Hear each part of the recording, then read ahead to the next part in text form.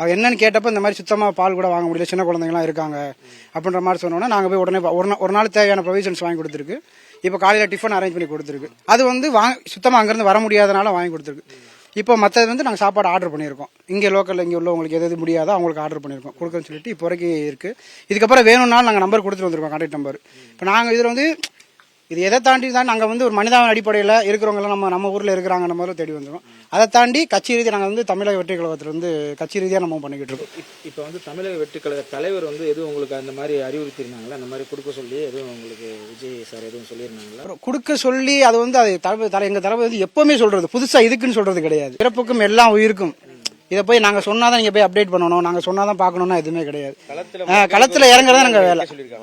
நம்ம வந்து அவங்க வரலன்றதுக்கு நமக்கு வேலை கிடையாது. நாங்கள் வர்றோம், அவ்வளோதான். நம்ம யாரையும் கம்பேர் பண்ணுறதுக்கோ அதுக்கெல்லாம் நம்ம வரல. இப்போ என்ன நம்மளால என்ன முடியுதோ பண்ணுவோம்.